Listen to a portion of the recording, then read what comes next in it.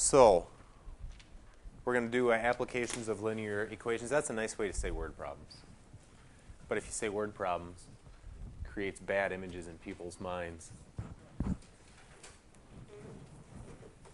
Now, why do you solve word problems? Your book says this, and it's the first math book that I've ever seen that actually says this. This book is honest in this section on word problems. It says, nobody cares how long it takes Joe to get from point A to point B at a rate of blah, blah, blah, blah. The point is that it really does help your critical thinking skills and looking at a problem and picking out what's important. That's what we're really trying to focus on. So there's really two things that we want to accomplish in this section. First one, I want you to be able to take the information that's given and write equations. Take what we're trying to find and write some sort of an equation that ties together the thing that we don't know. These will all be linear, so there's only one unknown, with all the things that you are given. That's one of the things that we want to do.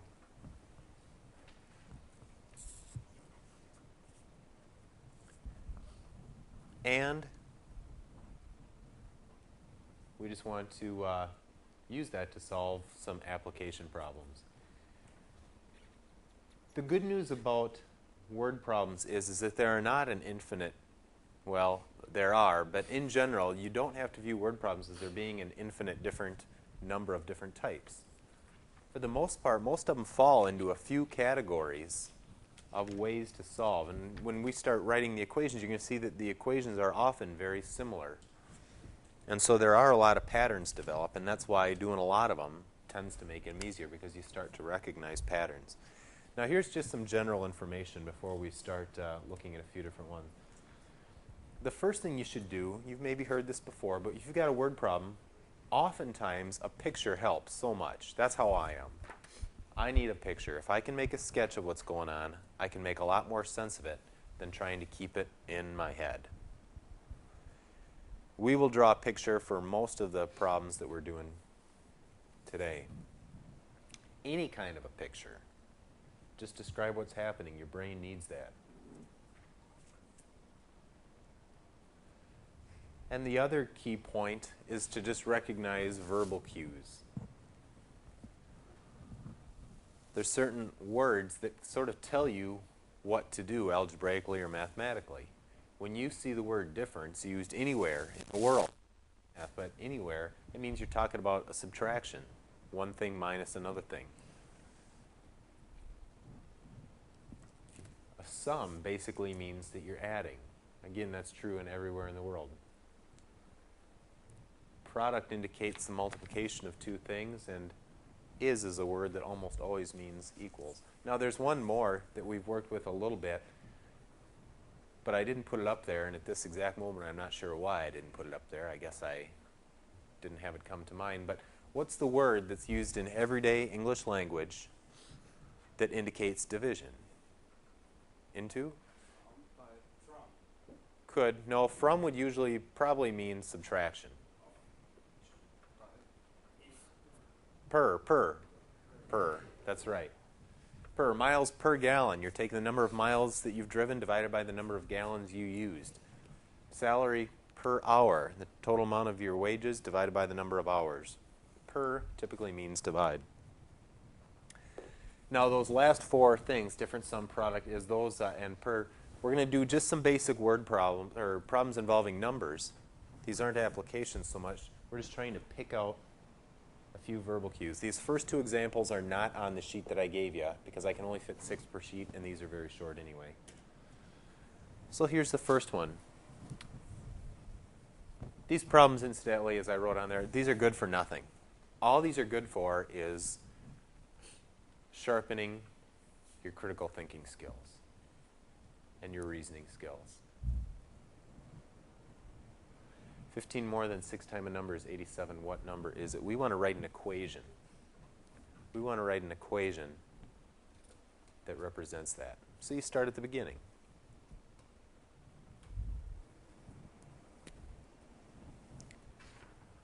$15 more. What does 15 more tell you right off the bat? You're going to be adding 15.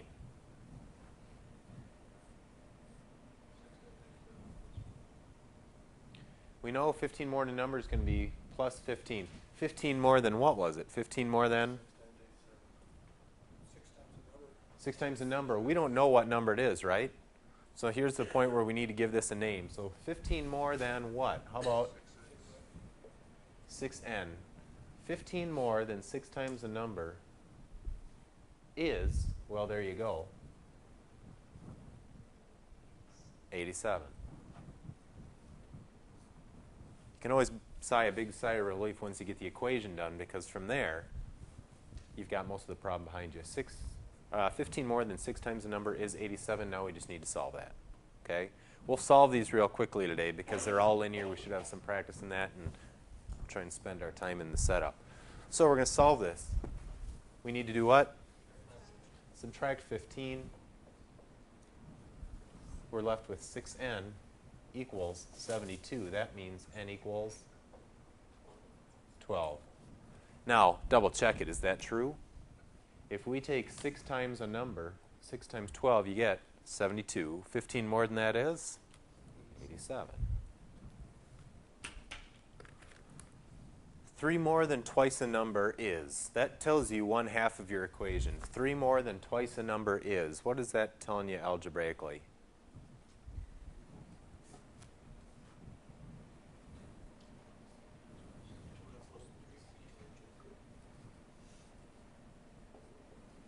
Three more than twice a number is, okay? 3 more than twice a number is, what is it? It's 13 less. Well, what does that tell you?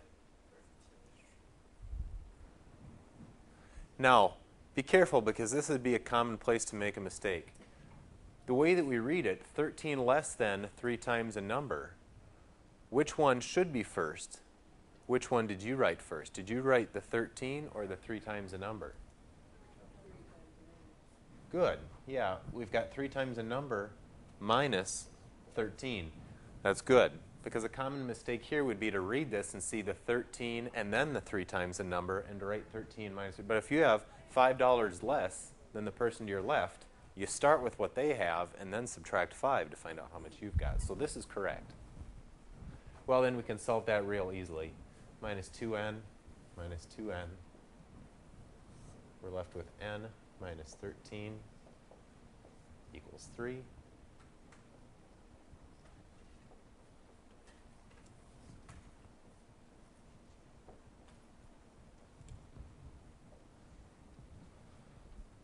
And n is 16. Now we can go back and check that. 3 more than twice our number. Twice our number is 32. 3 more than that is 35. Is that 13 less than 3 times our number? Well, what's 3 times our number? Left side is 35. The right side is, 48 minus 13. They match. It works. Okay. First problem. Here's the scenario. Friday afternoon, I observed this last Friday afternoon. That's why I wrote a word problem about it here. Right as classes were out, I noticed that Gabe took off on 6th Street running northward. To Pizza Doctor? Okay, yeah, to Pizza Doctor. Oh, wait a minute, that's southward. Sorry, Gabe was running to Rudy's. He was going northbound towards Rudy's. Derek took off southbound towards Pizza Doctor. And the question that we want to answer is, how long does it take for them to get 1 kilometer away from each other? Well, there's one basic fact that you need for this, and that is this fact. You need to know the distance equals, you've heard it before, distance equals rate times time. You need to know that fact to answer this problem. I'll give you that. Now, this is a great case where we need to draw a picture.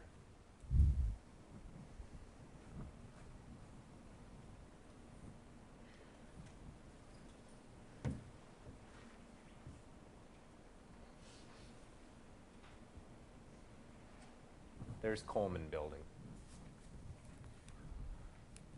Now, at the exact moment school lets out, what's going on?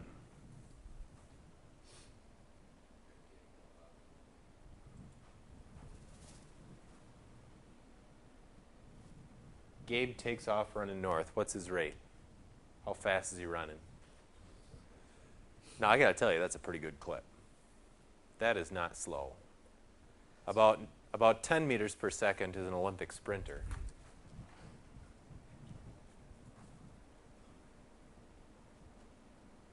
So let me ask you this. After 1 second after we get out of here, how far down the road is Gabe?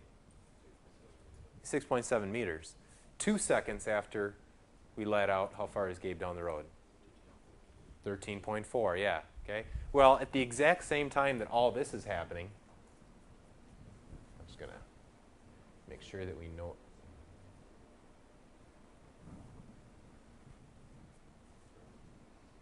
Derek's over here. He's running towards Pizza Doctor. Faster or slower? Faster.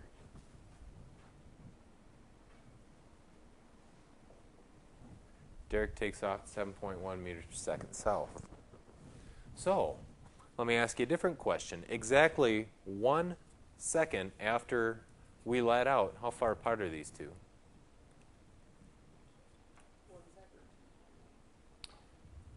After 1 second, they are 13.8 meters away from each other. Because after 1 second, Gabe has gone 6.7 north, Derek has gone 7.1 south. After 1 second, these two are 13.8 away from each other. Okay? Well, here's the fact that we want to use. We're going to take Gabe's distance from school.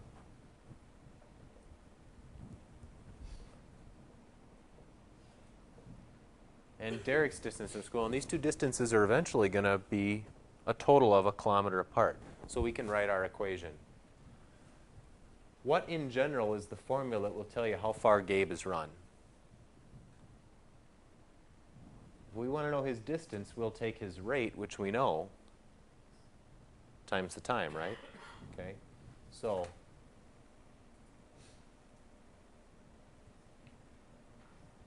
6.7t will tell us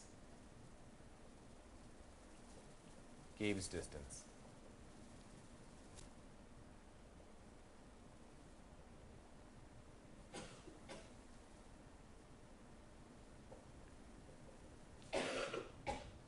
Everybody agree with that? That's just a rate times the time. If t was 1, as you told me before, then his distance would be 6.7. If t was 2 seconds, it would be 13.4. But that's not the only way we're racking up distance here. In addition to that, we need to add on Derek's distance, which is given by what? 7.1t.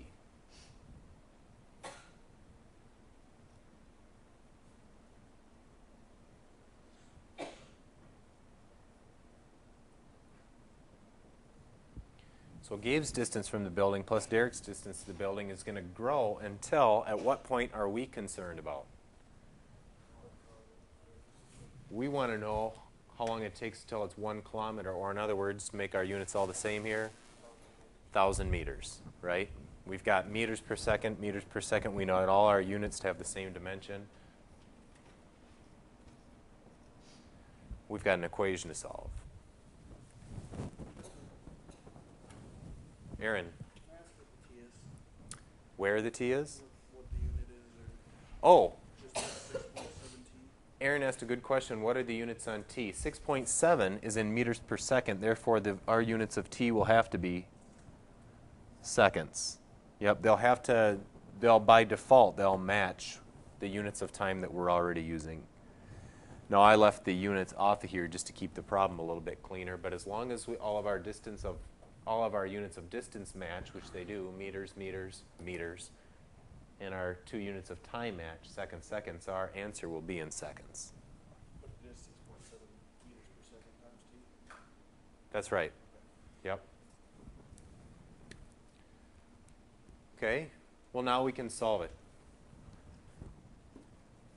6.7t plus 7.1t is 1,000. Add these two together, they're like terms. We end up with 13.8 T.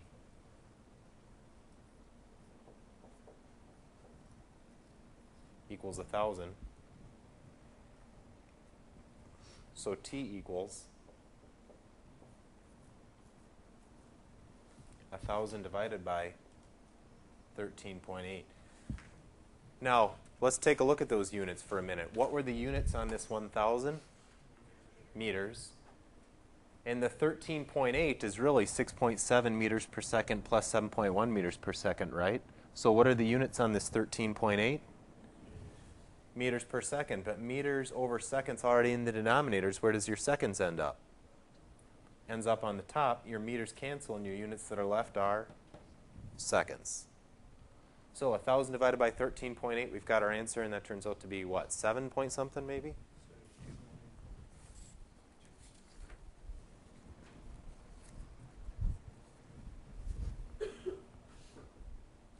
72? We can keep how many sig digs? 2, so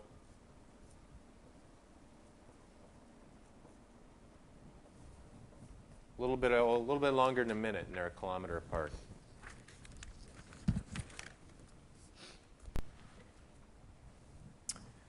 We want to know how many liters of 10% soap solution are going to have to be added to 25 liters of 15% soap solution to arrive at 11.5% soap solution. Blah, blah, blah.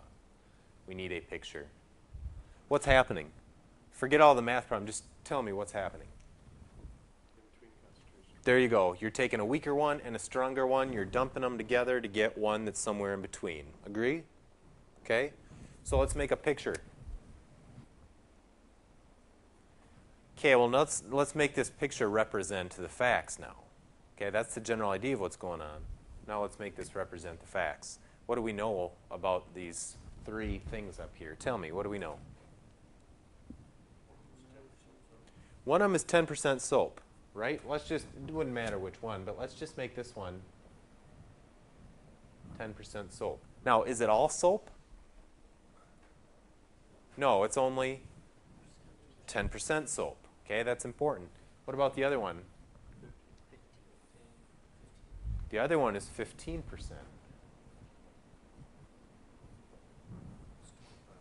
Ah, very important. Not just the percentage of each one, but the amount total of each one. Those are the two pieces of information we need to dig out. This one's 15%, and there are 25.0 liters. Okay, well, we didn't do that for this one. We knew that it was 10%, but it didn't tell us how much, which means that's what we're looking for. So once you decide what you're looking for, that's what you got to let your variable be. We're going to say that this one is n liters. We don't know how much is there.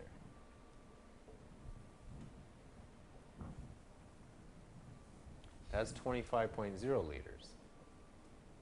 Now, what do we know about this mix that we're going to get? Because we know a little bit about that too.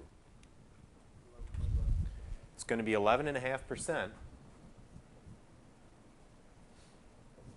And how much in there? We kind of do. 25 plus n. However much of this there is, plus however much that there is going to be our solution. So this is 25 plus n. Now, the equation, and this is usually the case with mixture problems, the equation that you write doesn't involve the total amounts. The equation that you write is going to involve the component that we're talking about. In this case, it's soap. That's what's going to give you your equation. So we're going to write an equation about soap.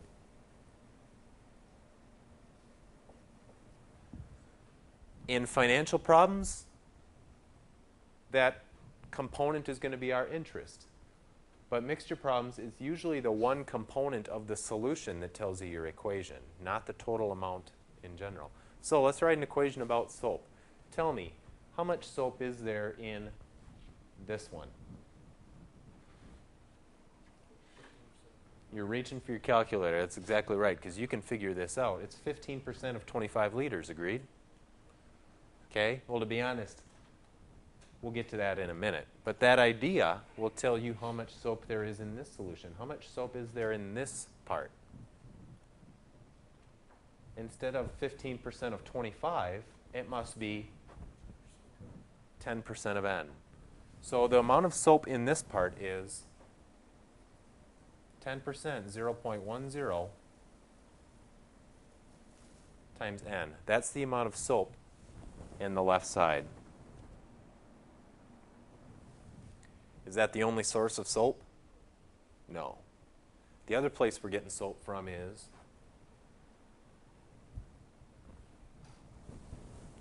over here, 15% of 25 liters.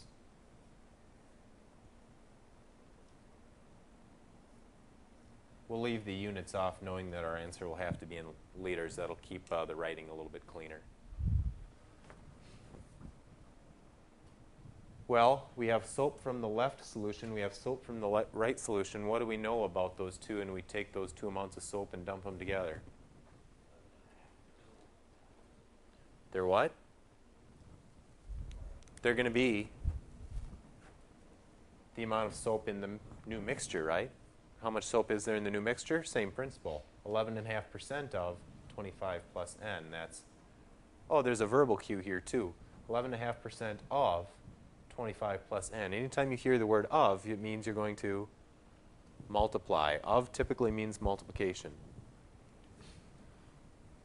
So 0.115, 11.5% of 25 plus n.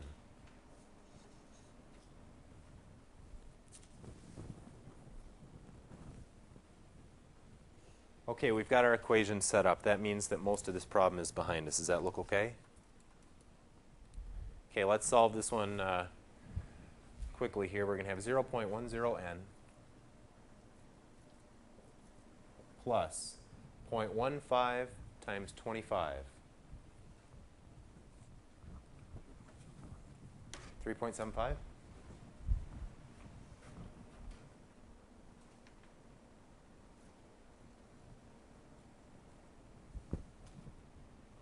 .115 times 25.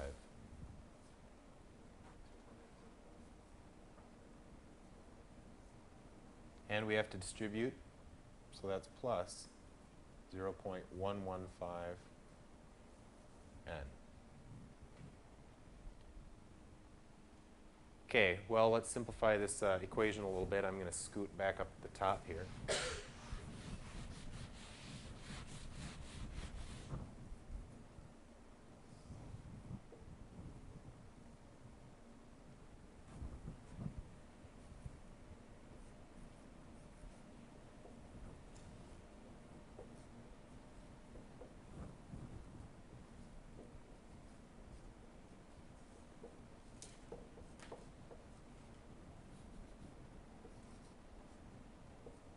I won't write out all the manipulation here, but if you subtract 0.10n from both sides, you're going to have 0.015n on the right. And if we subtract 2.875 from both sides, we're going to have 0.875. We agree with that?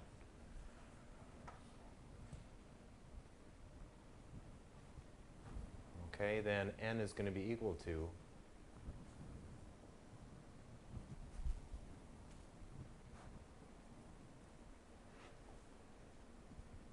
0.875 divided by 0.015. And what does that work out to?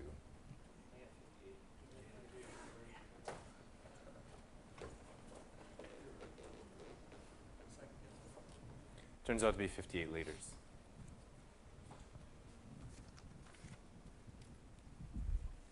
Now you can kind of just do an intuitive judgment of whether that is right or not. Go back to the original problem. You started out with a 15% and a 10%. Now, what did your final solution, what was that closer to? Was it closer to the 10% or was it closer to the 15%? It's closer to the 10%. All right? So the solution should be mostly 10% soap solution, and it is. There's 25 liters of the stronger one, and a lot more of it, 58 liters, is the weaker one. So it's going to be closer to a weak solution than it is to a strong solution. And we're done. We've got our mixture problem. Anyway, you've got $2,000 to invest. You want to get 8% off of this. You can split it up two ways. You can put it into stocks. You get a little bit better return, but it's higher risk, higher volatility, they say. Less stable, but over the long run, you get 12%. And bonds, which is only 5%, but a safer bet. So we're going to write a mixture problem here again. Now, again, we're just going to write an equation that does involve our total amount of money. Our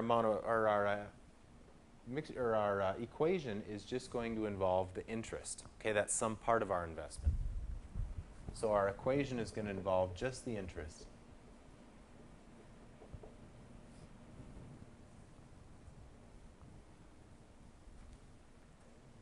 How much money do we want when all is said and done? I heard $160, right? Why?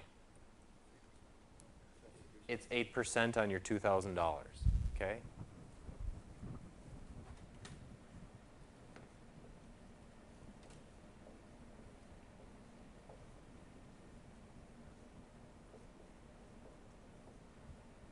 Where does that come from? Make a little sketch here. Here's your $2,000. It's not all going into the same place, though. We're going to split this up. Let's call the amount of money we put into bonds B. Then how much are you putting into stocks? You would say S. The problem is that brings in another variable, and we just want to deal with one. 2,000 minus B, right? If we put $1 into here, we're putting 1,999 into here. You put 1,000 into there, it's going to be 1,000 into here. So this side will be 2,000 minus B. So let's start out with the money that we get off of bonds. How much interest are you going to generate just off your bonds? It's going to be 5% of what? No, we don't know how much is here.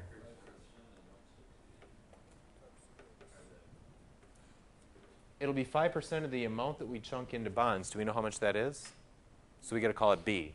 So our bond money is going to be 0.05 times B.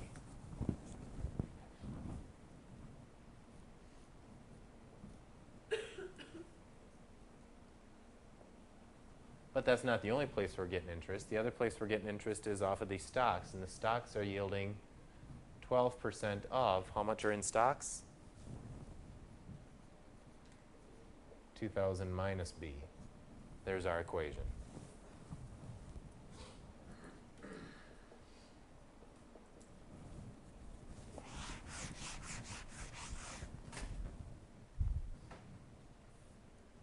All right. Well, we can solve that then. 0.08 times 2,000, you already told me was 160. That's going to equal 0.05B plus 0.12 times 2,000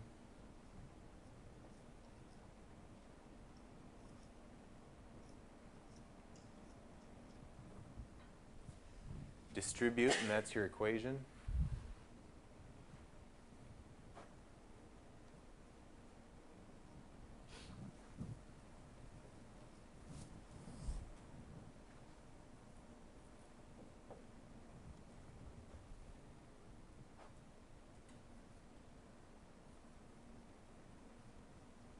Stop there. Everybody agree with that? I just shifted the constants together and the B terms together.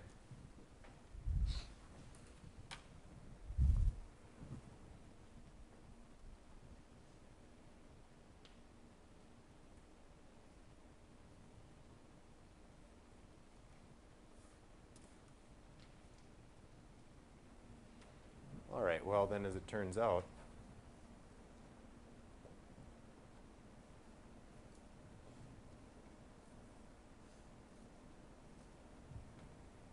negative 80 divided by negative 0.07, we better get a positive number. That's a good sign.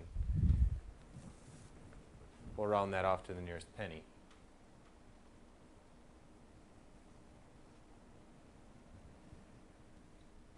$80 divided by 0.07? 1142.86. Is that going to be our golden rule for financial? Well, if we put 1142.86 into bonds, we still haven't fully answered the question. The amount that we're going to put into stocks must be 2,000 minus that amount, or in other words, 857 14. Now we're done. A little over $1,100 into bonds and just about $900 in stocks. That'll get us about 8%. Now again, you can kind of get an intuitive gut feeling for how close that is. You want 8%. Is that 8% closer to your bond rate or your stock rate?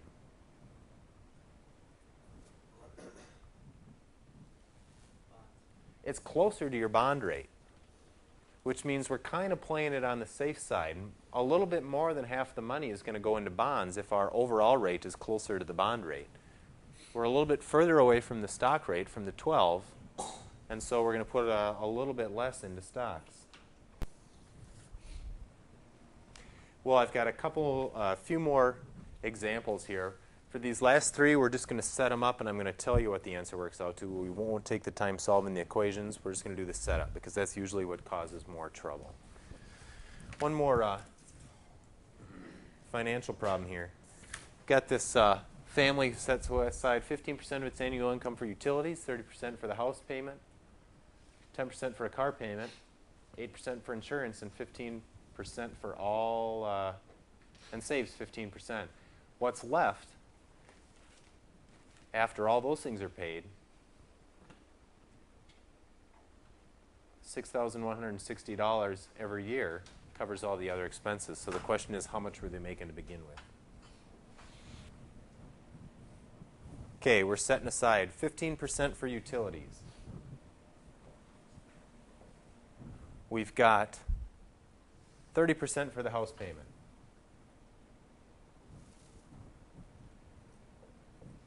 Pie chart not drawn to scale. 30% for the house payment. 10% for a car payment. This is all money that's spent, gone.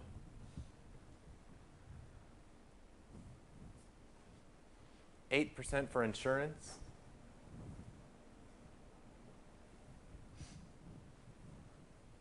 Saves 15%. So what does that tell you about this missing chunk? We know two things about that missing chunk.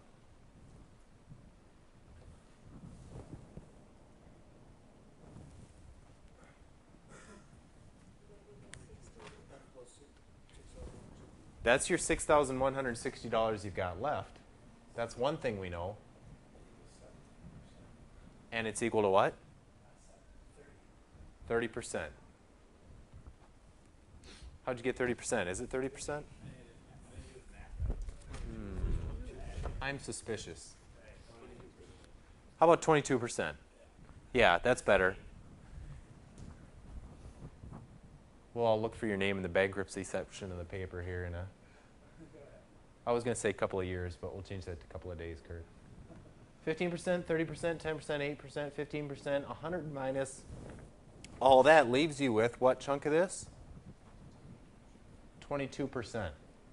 So the question is, how much did we have to begin with? Well, this is really a percent problem. 22% of your total is 6160, right?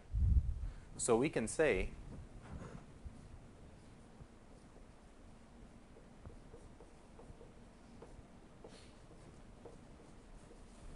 everybody agree with that statement?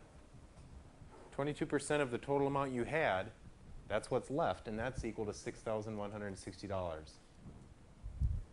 Well, then we can turn that into our statement. 0.22 of our total equals, and we're home free.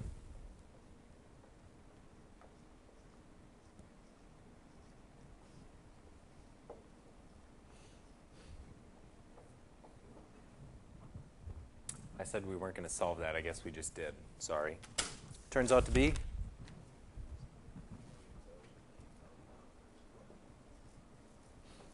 $28,000 was the initial amount. $28,000. Okay.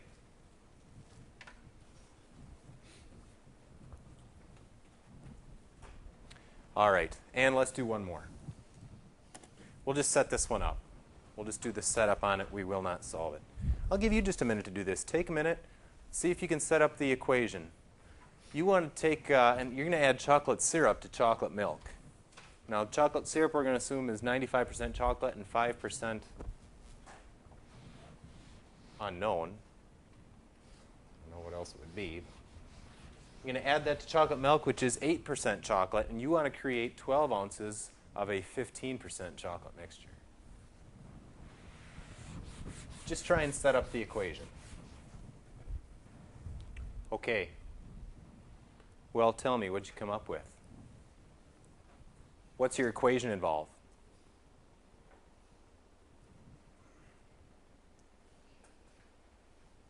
Your equation involves just one thing, and that's just the chocolate. Okay, not the whole mixture of, I don't know what all is in here, but it's just the chocolate.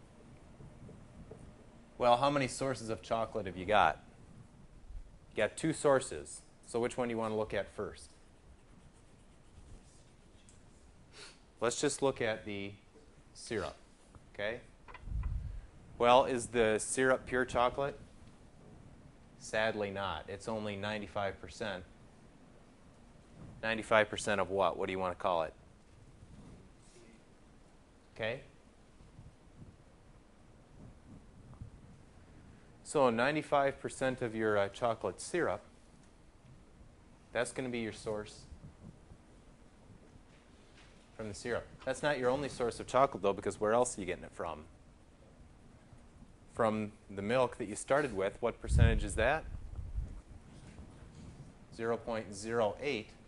How much milk are you going to have to add to this concoction? 12 minus C. You want 12 ounces total, but some of it is syrup. And that has to give you a total of 15% of the 12 ounces. That should be your equation. That's what you should come up with. Now, you could have had this written a different way. What if you would have let this be your variable and called this M for milk? The other way you could have written this was, you could have written started out with your milk. 8% of your chocolate milk is chocolate plus 95% of the syrup. But if we call that the amount of milk, then the amount of syrup is 12 minus the amount of milk, and that's going to equal the same thing, 0.15 times 12. Either one of those two would be fine, but those are probably the only 2 practical ways to set it up.